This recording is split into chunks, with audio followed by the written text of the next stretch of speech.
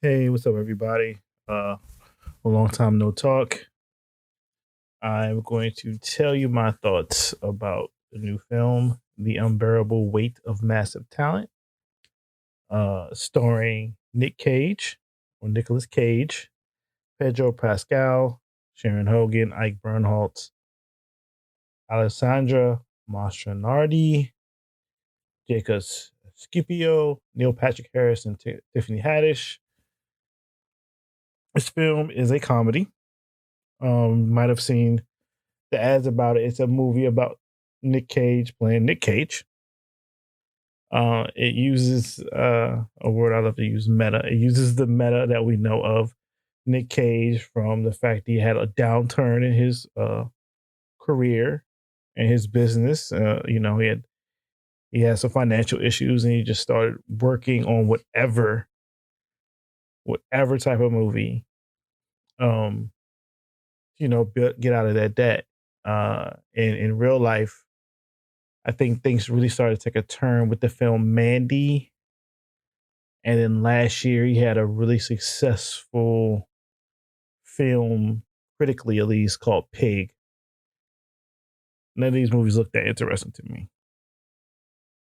But a film where a person plays themselves in a fictional story is very interesting and is something I feel Nick Cage is really good at and interested in too, especially once he played that film, I think Adaptation.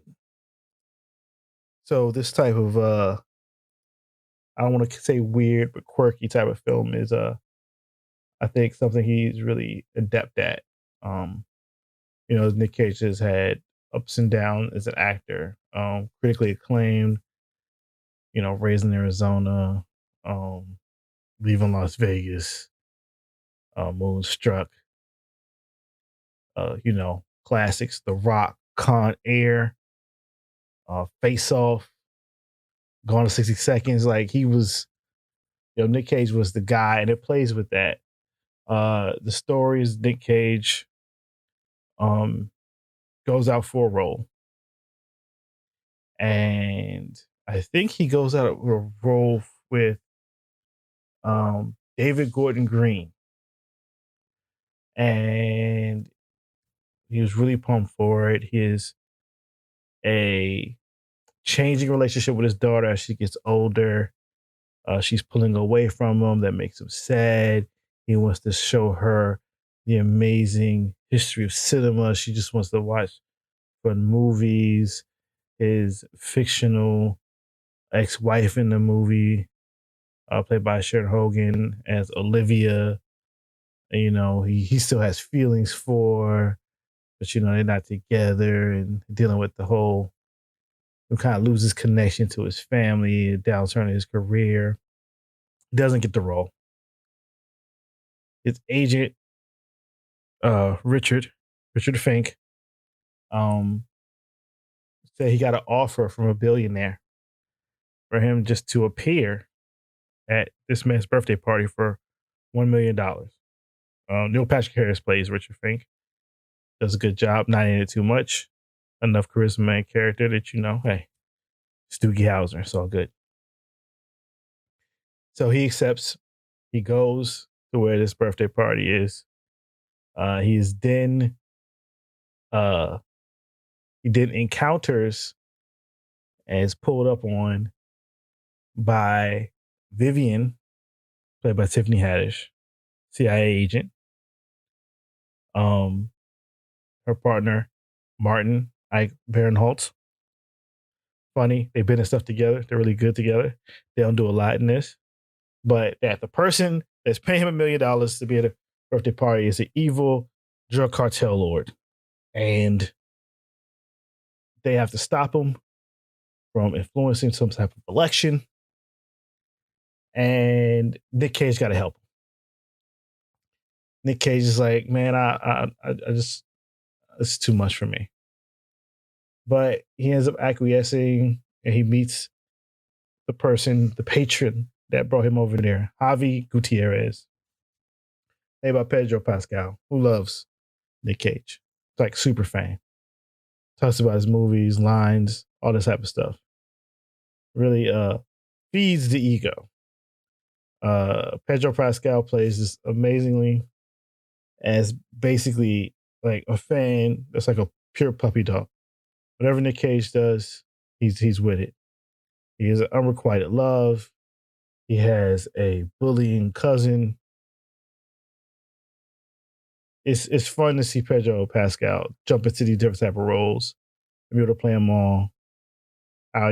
Whatever the little bit I can know from The Mandalorian, his turn in Game of Thrones, any other thing I've seen him in, able to change. Nick Cage is Nick Cage. It's great because he's playing himself, and then he also has a mental version of himself that represents his ego and his confidence. And it's the 1990 version of him that looks in wild at heart. And he just like, yo, with Nick Cage, just like his over super ego.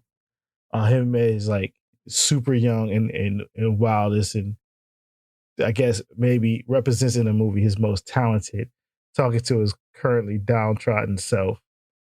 And it works really well as we have Nick Cage going through this adventure, like basically doing this spy craft and using his acting ability to get into things, and also references to his movies and skills he learns in his movies to help forward the plot and does what he needs to do. And the movie ends up turning into like peak Nick Cage action movie Nick Cage in the last act. And I like how they went for it while he's still connecting this adventure with his issues with his home life and his belief or confidence in himself as an actor and his talent and his place in Hollywood as a star, or being more an actor, a talented actor than a big, huge star. I thought the film was quite good.